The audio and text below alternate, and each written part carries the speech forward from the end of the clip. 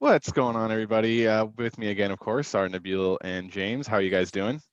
What How you doing, Chris? Doing great. Thanks for asking, James. Nabil, Oh, you're what's right. happy day before Thanksgiving, guys. I'm not gonna lie. This is usually Thanksgiving is my favorite holiday. This is usually my favorite week of the year. Like the week's over on Wednesday, a little 4-day weekend. Hopefully, you guys are having a fun, safe Thanksgiving holiday coming up this weekend. James, I know we talked off camera. You're just doing a little small thing with your girlfriend. Nabil, what do you got going on this weekend? You can see I'm at my parents. Look at this lovely. I got stuffed animals. I got a giant teddy bear. I'm here with the Reds for 2 days, Nice. and just normal, small, just the three of us. Usually it's like, you know, I was gonna make a Arab joke and say we get the whole Taliban together usually, but not this time. We'll let that. Starting the We'll, episode we'll, off strong. yeah, we'll let the casual racism slide today. First thing I want to get into for sure is that this is Wednesday that we're recording this. So this morning, the big news in the NFL was, of course, that the only game worth watching tomorrow, the Pittsburgh-Baltimore game, it has been moved to Sunday. I don't know that necessarily that the NFL has said why the game got moved to Sunday, but I think we all kind of know why. It's because there are players on the Baltimore Ravens who are having some COVID issues and want to do some contact tracing. Um, James, your thoughts on the NFL moving that game? Yeah, my initial reaction is pissed that the Niners Packers game didn't get moved back a few Yep. weeks ago. The only thing I can think of that justifies it is like there's other games that day, so there's less like pressure, but it just sucks. Nabil? I know, I couldn't agree more. We talked about how uh, annoying it is that actually almost every game that got impacted by COVID had some sort of Yep. schedule adjustment, except the Niners game. And Yep. I still want to, I still could kind of believe your conspiracy theory that there is, they're still upset about the whole Colin thing, and so maybe that's why they're just sticking it to the Niners. But like, I also kind of think it was about boosting the Packers since they're kind of always America's favorites. If you can keep them on a winning schedule and favorites for playoffs and stuff. But no, this is ridiculous. Like I just saw that news actually right when I got to my parents' house. And it was so it makes no sense to me because all I saw was Juju complaining on Instagram, Mm-hmm. and so rightfully so. Like, and they lose their prime time, so like, I mean, I wonder if that has any advertising and like financial uh, So stipulations to the game will be played. Yeah, that won't others. affect the team as much. But the game will be played on Sunday night and broadcast in prime time. So they are still going to have it be Okay, a prime so time there's game. still prime time. Yeah, NBC still gets to broadcast it. But I mean, it is ridiculous. It's like the NFL once again has no standard for how they apply any of their rules or any of their decision making. Yes, it's a outlandish conspiracy theory that it's because that Roger Goodell hates the 49ers because of Colin Kaepernick. But seriously, like there was no reason for them not to move the Packers Niners Thursday night game if they're going to move the Titans Steelers game earlier in this year and now Ravens Steelers again. Like if I'm a Steelers fan, I'm pissed. I am a Niners fan and I'm pissed. Especially because all those positive tests that the Niners had that ended up being false positives. Yeah. And actually, like, if they had just moved the game to Sunday, like the game could have been played with all of those players available. And not that having Trent Williams and I think was it maybe I think Debo, but Debo might have not been injured anyway. It's look, the Niners are beat up and not very good this year. It's not like they would have won the game, but the right thing to do is to move the game. I mean, the right thing to do in general was probably not have the season go on the way that the season has been going on, but that's a whole different conversation for another time. I just, it definitely fuels fire to my conspiracy theory that the NFL hates the 49ers. I Like, mean, yeah, there's just like all this extra stuff too that like Debo, Ayuk, and Trent Williams' negative tests came back, but NFL policy was there has to be like the 3-day mm-hmm. retest. So they have three essential players that now could have played, but they don't. And they both didn't have their bye yet, right? Correct. So I They don't could know. have moved the schedule around like they did for the Titans. Yeah, I found it weird because like haven't the Titans now affected a few schedules, and so it's like to me, Oh yeah. it's funny though that we're like bending for them to kind of like I don't know. I think it has to do with like probably projecting some sort of TV money later down the road of just like teams that actually matter this year. And like let's be real, the Niners are out of it this year. So like any teams that they can keep relevant and like they know like the Ravens have like a lot of like implications on their schedule if they win or lose this game. So like I'm sure there's some of that consideration. Yeah. The other like conspiracy theory to jump on is, screw the Niners because they're in California and California's not letting fans in the stadium anyway. Especially Santa Clara. I know like was it the Sunday night game? Chris Collinsworth and Al Michaels were like clearly upset that they had to wear masks on in the booth. Yeah, and you know what? Like they're lucky that they're there at all. Yeah. They also have a screen between them, or is that because I know it's one of them. I can't remember if it's ESPN or if it's Fox or if it's CBS or whoever has it. But I like think all of the none of networks them are have having like the a plastic. divider. Yeah. Yeah. Like the dividers that they have now, like all the convenience stores and grocery stores and stuff. Yeah, I'm pretty sure everyone's doing that, but it's I don't know. Until proven otherwise, I'm always going to just in the back of my mind that Goodell and the rest of the NFL owners just have something against the San Francisco 49ers, and it's quite frustrating. It's quite frustrating. Moving on from that, so hopefully, we're recording this we started a little bit after 3:00 on Wednesday, so hopefully some of you are getting to listen to this before Thanksgiving. I know you guys have got to remind me to send a group text. The first game tomorrow, I believe, is at 10:00. So just like Sunday, it's not a Thursday night game. So set your lineups early. Keep track of that because I would hate to see somebody get screwed up because of that. Like that's just it happens, but I don't want that to happen to anybody. Detroit Houston is 9:30. 9:30 start. So yeah, so wake up either wake up early or set your lineups before you go to bed tonight. All right, I want to just run through some of the playoff scenarios. So bear with me here for a second, guys. So looking at the standings, which are up on the screen now. So actually, technically, I was wrong again in the group chat. Rocha is not clinched a bye yet. In theory, if he loses out, Kevin wins out and Drew wins out. Drew also would have to outscore Rocha by 110 in over 2 weeks, and Kevin would outscore Rocha by about 50 or so over the next 2 weeks. Rocha could theoretically still finish as low as third, but all he's got to do is beat Antonio or Hunter in the next 2 weeks. So I'm going to go ahead and pencil him in for one of the 2 bye spots. In fact, if he gets that win, he'll actually be the 1 seed. Kevin and Drew are locked in, and one of them probably will get the 2 seed. Travis definitely has an outside shot at getting the 2 seed and that other first round bye. He will have to go 2-0, but he plays Drew and he plays Kevin. So he doesn't actually need that much help because he's 100 points ahead of Kevin. So it's very unlikely that almost exactly. Yeah, almost exactly. It's very unlikely that Kevin or Drew would be able to catch him, especially if Travis gets wins over both of them, which means he would just also need then Kevin to lose to Devin this week, and this is a must-win game for Devin. And then in week 13, he would need Drew to lose to Antonio, which Antonio's team is a little bit depleted, but we'll see where we go when we get there.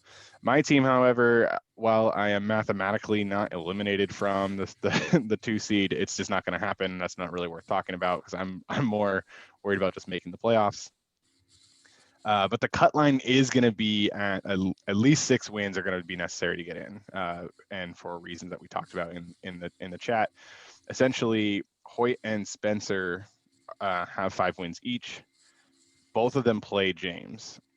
So if James beats both of them to prevent them, and Hoyt and Spencer lose their other match, they won't get to that 6th win, but then James would. So there's no way that the playoff, like a 5-8 team is making the playoffs.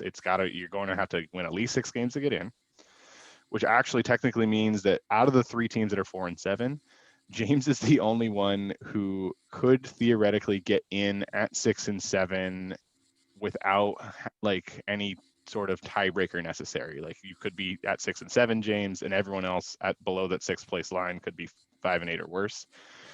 Devin and Hunter also theoretically can still make the playoffs. They both need to win out, but they will be in some sort of tie if they make it. So because of that, there's just no way in hell that Hunter is going to win a tie. He's literally 150 points behind even James. Like there is no way that Hunter will make up 150 points, 75 points a week. They'd have to, so he's got to basically throw up 2 record-breaking performances back to back.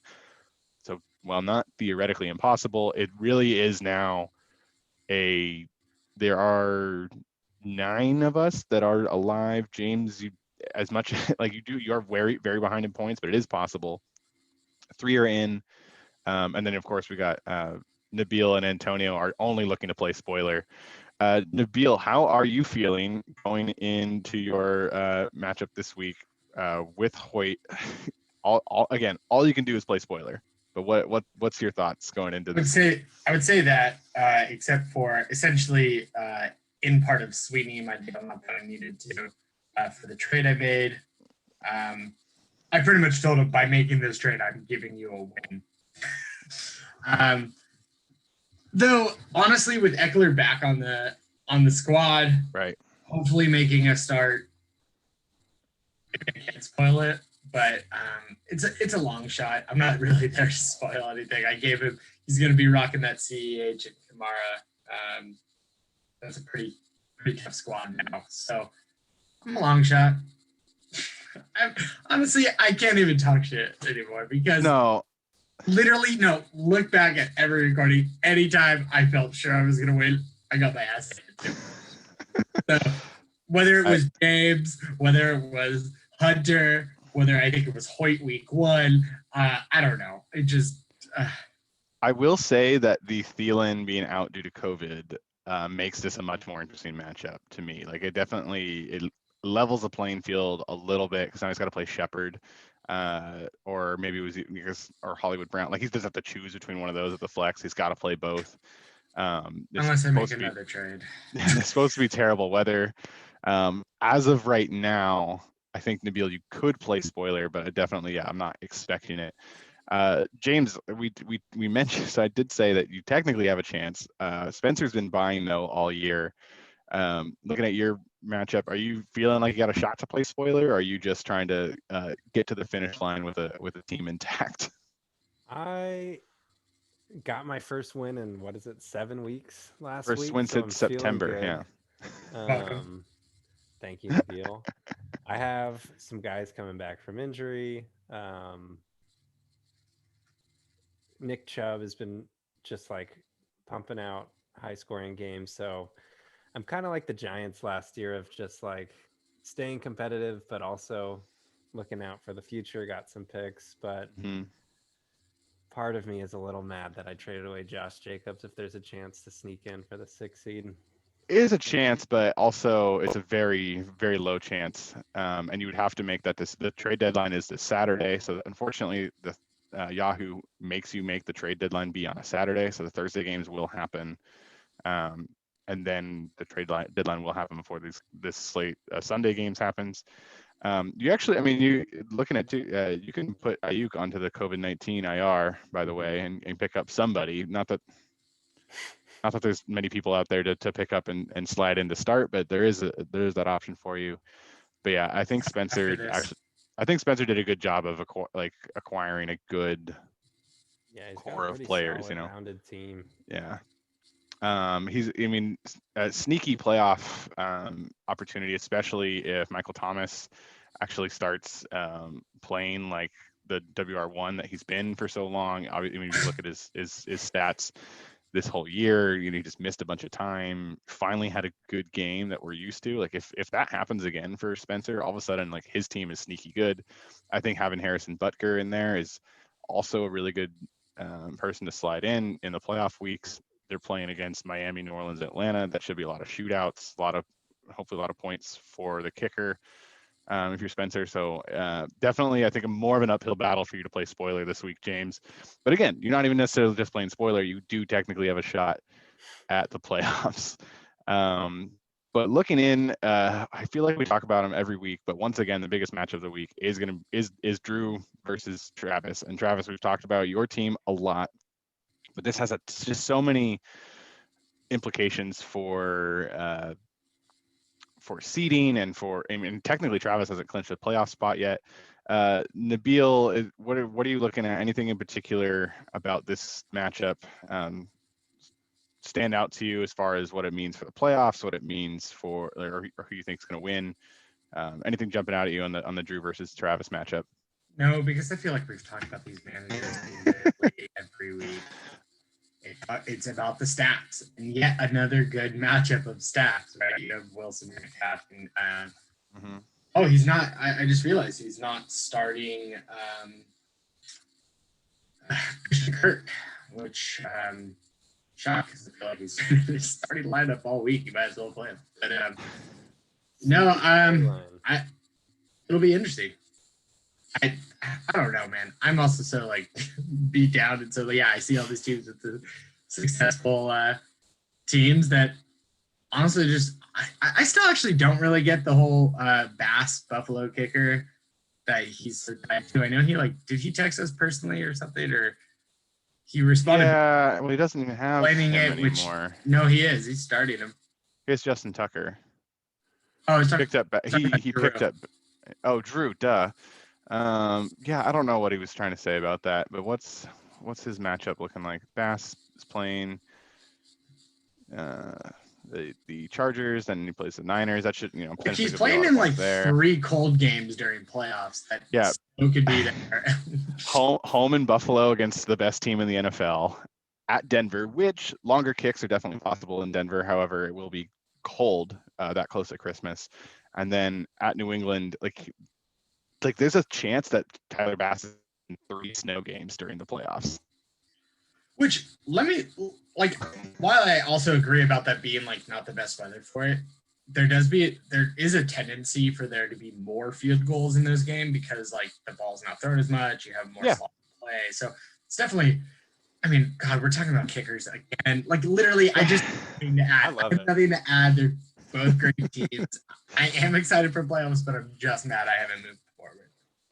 Yeah, I like how Drew is just stashing up defenses. He's pulling a Nabil. He's getting into playoff mode. You need teams with good matchups. I mean, he might actually need to. Well, no, I guess he's got Bell there.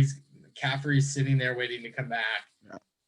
That is an interesting storyline that Drew traded for McCaffrey, but then has to play against Mike Davis this week when it was looking like he was back. That is actually very interesting, especially. I mean, look at McCaffrey's. Look at his week by week.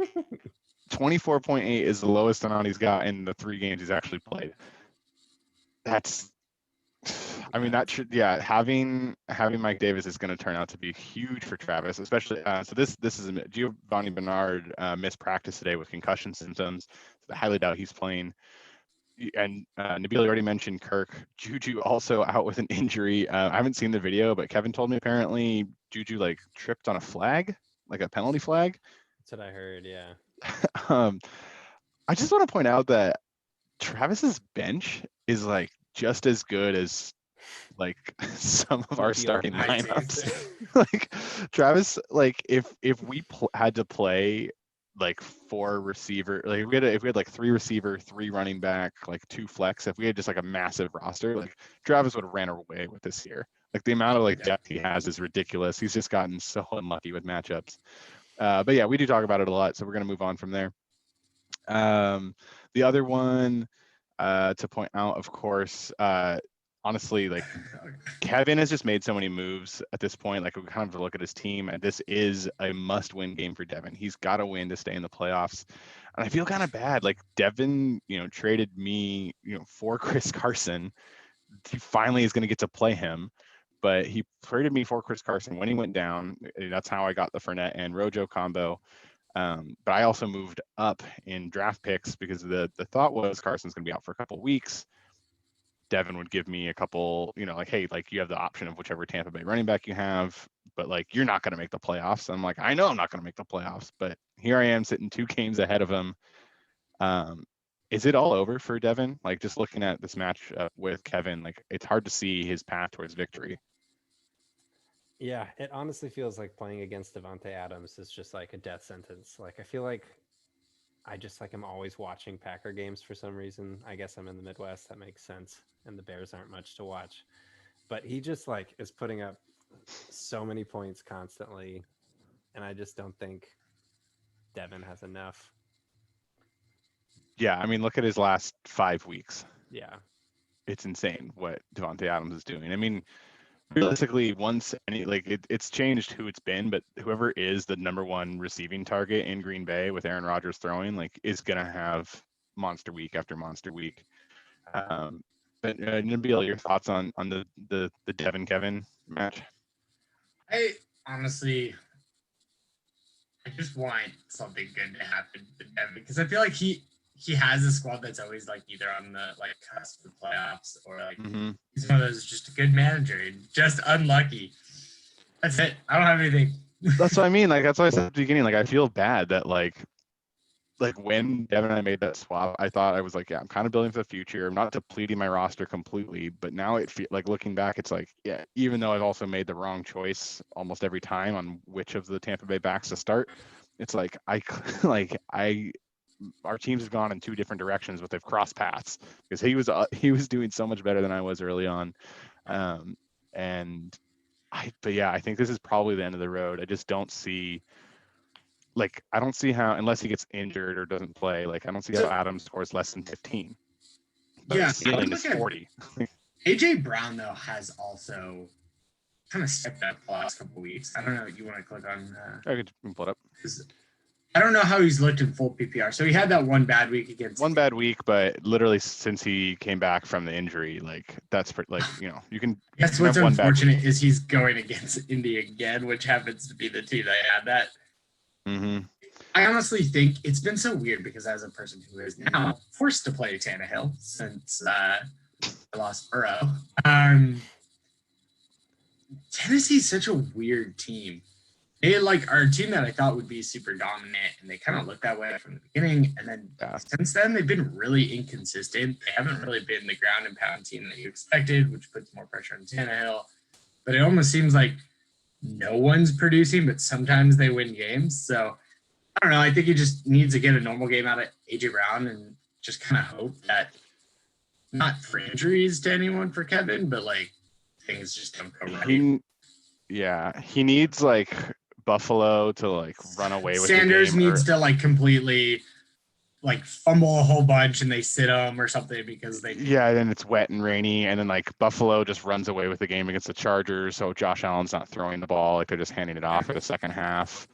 I mean, who the heck knows with anyone in the NFC East? And so tomorrow we'll find out if Zeke can do anything against Washington. Have they played the last time they played Washington, he only had 6 points, but he's gonna get his 12 touches minimum. It looks like that has been a minimum 3 times for him. Like Zeke's gonna get fed, especially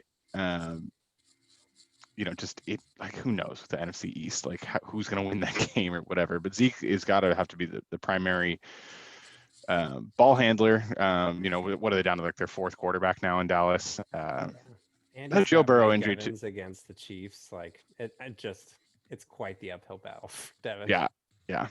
I'm wondering. Let's take a look. Is there anyone on the bench? Oh yeah, gosh, and they still got Kittle on the bench.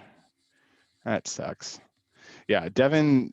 I really feel bad for the trajectory of Devin's season because I don't feel like he made any mistakes. He just got screwed by injuries and matchup issues, and he's probably going to be looking at week 13 and already been eliminated from the playoffs. Yeah. Okay, who else? So just looking at a couple more scenarios. So Travis and I both are able to clinch playoffs if we get a win or a loss or a win with losses by Hoyt and Spencer. So that's something to keep kind of in the back of your head. Both of us also just need 2 wins in order to clinch a playoff spot. And like I mentioned, there's with all the 4 and 7 teams, there's going to be a lot of help needed. But I'm really excited for next week when it's just like, okay, there's only 1 game left, and there's going to be something somewhere where it's like, look, you win and you're in, or you lose and you're out. Like, and I'm excited to see what that really starts to look like. You know, the playoff picture, which was very fuzzy, you know, even just last week, is starting to get much more crystal clear. And I'm hoping at least one of us, since it's going to be me if it is any of it, is able to be on the inside of the playoffs. What is like for you guys in other leagues though? I'm curious because I've actually had James, you play in at least one other league, right? And Nabil, I know you play in a handful. I'm going to start with the 2 of you, and I kind of want to ask everyone's opinion. Like, how have your fantasy seasons gone this year outside of Splatty League? They're all over the place. I'm in like a dynasty league, and it was already a pretty garbage roster, and injuries have just like, I'm like totally in the tank for Trevor. But I feel like in all my leagues, usually I'm like kind of drafting similar rosters and have like the same feeling about guys. But this year I feel like I'm like all over the place, have guys on a ton of different teams. Like, I'm rooting for Davante Adams in one league, and then he's like kicking my butt in another. Right. Nabil, what about you? Yeah, I actually pulled it out to kind of look at where I stand, because I'm not gonna lie, Splatty is the one that I care about the most. Absolutely. It kind of drives how invested I am in fantasy in general, and so I'm the commissioner of like my work league, which is just your standard redraft, and I have fared pretty well. I'm kind of riding the highs of DeAndre Hopkins in nice. both of those leagues. Problem is he's been so up and down. So I don't know. I feel like this year in general, consistency from your stars, and I talked about it, I think, last week. It's been really difficult, like to just trust anyone. I've been also plagued by injuries. Even in one league, I totally like was ready for all the injuries, had the most depth, and it still has been so hard. Like I had Chase Edmonds, Gurley, David Johnson, Raheem Mostert, Latavius Murray, Kalen Ballage. I literally just loaded my team of running backs, and it's still like I'm still playing this like, who do I start, because half of them have question marks next to their name. Right. Otherwise, like the other keeper league, I mean, I'm just battling, but it's so weird because this would be the one year that I feel like from like 3rd place to 7th place, or 3rd place to actually 8th, everyone's battling for playoffs. Everyone's still in, and I think it's because of the the highs and the lows of players. And it'd be interesting, and maybe if we don't have much to report other than maybe the close games to look forward to next week, we should see like. I'm really curious. Oh, the draft. I think how the draft like looked, right? Because if everyone went on the running back run like I thought they would have earlier this year, I very much was deciding between Davante Adams and Michael Thomas. And it's so interesting that like one little, like you go one way or the other, and it's just completely different. Because Michael Thomas would have devastated me. Why not bring that up? Actually, before we go there, I not to gloat, but I actually I've had a really good year fantasy wise. I had I'm in 5 leagues total. I had my 3rd 5-0 week of the season last week. I did have an 0-5 mixed in there too. But like I'm in 1st or 2nd place in 3 leagues, and then Splatty I'm in 5th, and then in my other league, like the one other league, I'm the 5th ranked team, but they use division, so I'm actually like in 6th because there's one division that's as bad as the NFC East. So I'm still, but I'm in playoff contention, or I'm in playoff position in all 5 of my leagues, and the one other league I'm in that Kevin is in, like he's in 1st, I'm in 2nd. Like the one other league I'm in with Hunter, I think he's just outside the playoffs right now.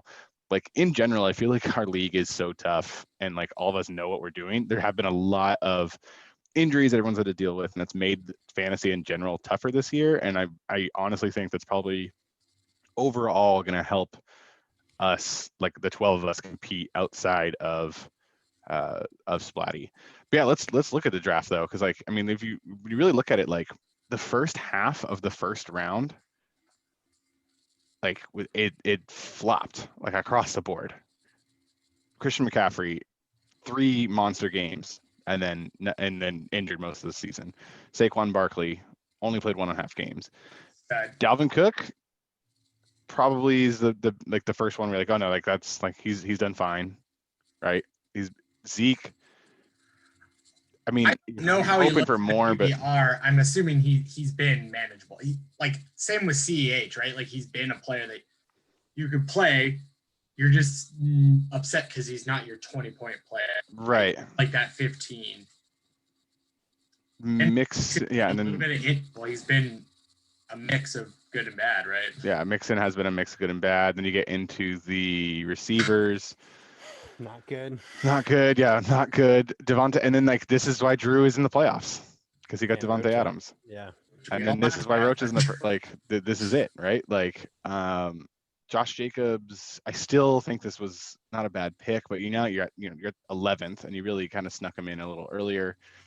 Tyreek for Spencer, I just never got Tyreek this year, so I'm assuming Tyreek's been Tyreek has been right. Like he hasn't even. I don't even think been a boom or bust. I think in almost every game that he's played, he's either had a touchdown or 100 yards. Like So it's weird because I would have thought, okay, maybe any of the starting receivers were bad, but you're pretty much like maybe 50-50 on the receivers you chose because and take out some of the keepers there, but like even looking at the 2 rounds. OBJ out, Juju and cold, Kenny Golladay injured, Allen Robinson has actually been really good, Woods has been good, Hill's been good, Hopkins has been hot and cold, Adams good, Thomas and Julio just injury prone this year. So I mean, again, not to brag, but it's like the first, like there's only a couple picks that really jump out as me as like, wow, yeah, like great job, and like like I said, that Darren Waller, like I knew that people might think it was too early, but like he's played very well and scored consistently. Probably could have got him later, but like I didn't actually have a pick between rounds 3 and I think 8, so I wouldn't have been able to get him. Derrick Henry, the keeper for Spencer, I feel like that's pretty good value. Oh, and then Drew with DK Metcalf for sure. Like this is why Drew, like Devonta Adams, DK Metcalf, like that's why Drew is in the playoffs, like period. But it really takes a while to scroll down this list before you start seeing like, oh yeah, like that was a like clearly great value, like great job on that pick. Like fantasy has been so tough this year. It's crazy to look at Roach's draft picks. I mean, he didn't take a running back till round 4. I think is Cam Akers, and then his next one I think is. Let's pull it up so we can just look at. Yeah, Roach went Hopkins, Kelsey, Cooper, Cam Akers in the 4th, Jarvis Landry, James White in the 6th. He already had Aaron Jones as a keeper, so James White wasn't even necessarily a starter. But you're not wrong. I'm sorry, but he was calling down. I need to keep looking at his team because where did he ever get his second running back? Did he get? He has not been rolling Akers and Henderson Jr. Yeah, who's his second running back? For Rocha, he's had Aaron Jones. No, but who's his second running back? No, we were talking about his RB2, not his like. He didn't get. He's just been sliding someone in every. Let's go back to Yahoo. Has he just been sliding someone in every week? That's impressive. If that's the case, or no? Did he? No, because it's Devin was the one who got the running back on Miami. Gaskin. Yeah, who's he been rolling with? Let's just click. We can. There's so many things that I love about. Just click. I would just click on the week. Click on the week and have it drop to like. Wait, what? You can literally edit that number. Yeah, man, come on, you gotta know how the URL works. So we went with James White in week 1. And that didn't kill him. I mean, everyone else had pretty good games. And then week 2, Rocha went with James White again, and he put up a goose egg. But Aaron Jones. That was that weird so game. Matter. I think that was the game that James White last minute. And he still scored 163. Jeez. Yeah, well, I mean, 45. We'll do from that for Aaron you. Jones. Yeah. Okay, so he didn't go with White the next week. What did he do? He went with Daryl Henderson. That's right. And He just picked up Darrell Henderson. no, was that Keep not one going of his through. draft? Run it through. But like great timing on getting Henderson in there.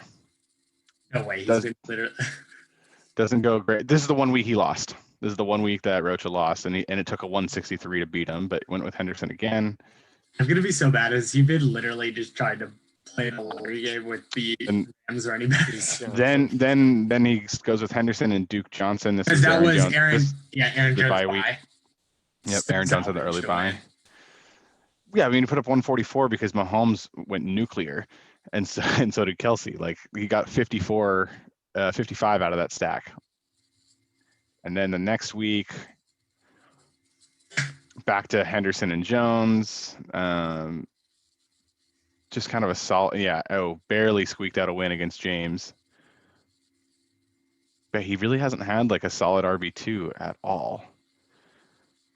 Henderson and White, this was bad. And he played Drew, who had a terrible week. But he just got super lucky, right? Because this was when Aaron Jones was out. Williams had a good game that week.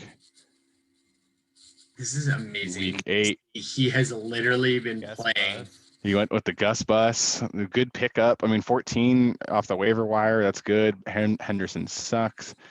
And this is probably, I bet you this is Kevin's lowest point total of the whole year.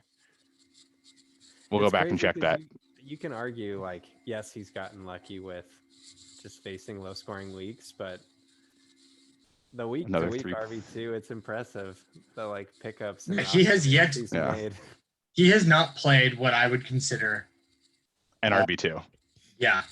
Yeah. Like Back to Jones and Henderson. Henderson, at least from what I'm seeing, though, has put up 10 points. He's put up. relatively I have every him time. in And a now stack. Josh Jacobs. Yeah, Yeah. so- And now he's got Josh Jacobs. So thanks, James. So basically the one thing that Ryan has had to like struggle with the entire season was his RB2.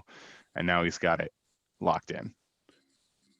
Has he been honestly playing though? I noticed through most of those weeks he's been doing the double tight end just because Henry has been such a Has he? hefty tight end too. But And I do need to check. Was that? Oh no. Kevin had one terrible week with the 86, but that's the second lowest output he's had with the time he played Rocha. So yeah, I mean Rocha's had a lot of luck, but he's definitely. It's not like he hasn't had to work for it. well, this might be Rogers' year. You know, I mean, It's looked that way. I believe, Chris, it was either week 2 or week 3 when we had the conversation about Antonio. We had a bet between Antonio, Hoyt, and Giroux, and I believe you chose Antonio and I chose Giroux. So I can't remember what the amount was for, but I do no, remember. I don't even know if it was monetary. I think we were just pride. Yeah, hopefully it was just pride because I definitely did not win. But we'll see. Yeah, we will see. But yeah, definitely, it's going to be an interesting week. Obviously with the 2, should have been 3, or actually, I mean, they should move. Here's the thing, they should move the game, right?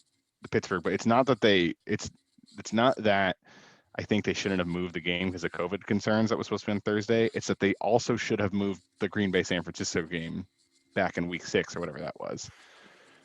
Anyway, 2 games tomorrow always makes it interesting. Trade deadline on Saturday. I don't know if there's going to be any more moves, but I'll be ready for them if they are, to push them through before the games get going on Sunday. And then I want to, this is Thanksgiving week, so instead of doing bold predictions, I'm gonna make you guys do the time-honored tradition. Oh, Nabil already knows exactly what I'm gonna say. Do you want to say it for me then, Nabil? No, you do it. Just do it.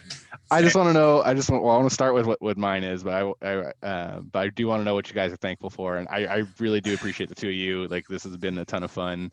I really am thankful for this league in general, that I have something to focus on besides just what's going on in the world, and this has definitely been a great escape for me, and I do appreciate you 2 in particular for making it so I don't have to talk to myself about fantasy football for 45 minutes to an hour every week. So thanks you guys for being there. It's been a lot of fun, and I'm really hoping that we keep this going through the playoffs and into next season. We might have to come up with a new format and just start making our own sports podcasts on Wednesdays or something, because like Off Nabil season, said, baby. Let's start doing off season. yeah, we'll have Fantasy to, yeah. NASCAR. we gotta do weekly projections of who we think everyone's keepers are gonna be. We're gonna do mock draft once a month. We're gonna look at some college film. Potential breakup. Wait, I'm in. Let's do it.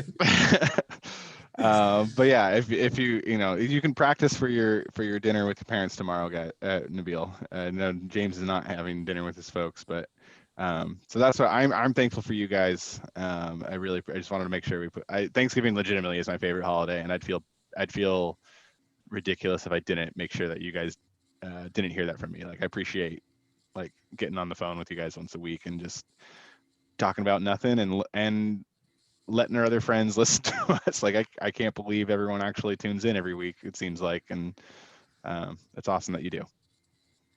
Yeah, I mean, I think first and foremost, I'm just thankful that everyone's in good health. I think for this time especially, this is exactly what I thought you were going to ask, which is what are we thankful for? And I think honestly, I think we can play off the idea of health in the sense that like this league has been very healthy, and the fact that we've all stayed together, it hasn't really had that much turnover. And I think that regardless if we talk to each other enough outside of the football season, it is one thing that I look forward to every year. And so, yeah, I'm thankful about this league, and everyone's in good health that I know of. So if you're not, sorry I didn't know.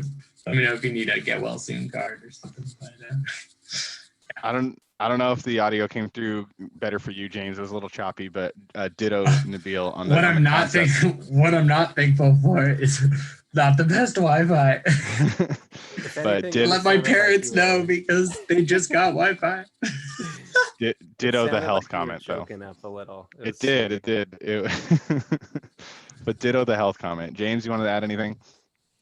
Yeah, I think just kind of echoing everyone, and I think the comment Nabil made earlier, like, I'm in a few leagues, but this is always the one I could lose in every other league, and if I get a win in Splatty, it feels the best. And I don't know any other of my friends who are in leagues that have podcasts. I feel like this league is just like consistently like competitive, fun. Trades are realistic, like, and a lot of that is to you as the commissioner. Hats off to you for like constantly tweaking rules and finding ways to make this league stay engaged and stay fun. It's definitely like the thing I would definitely most look forward to in football season. Well, thank you for saying that. I do love that you guys are willing to ride with me on the ridiculous. I mean, like, I've tried to explain the Rule 9 draft. That's right up my alley, baby. That's my alley.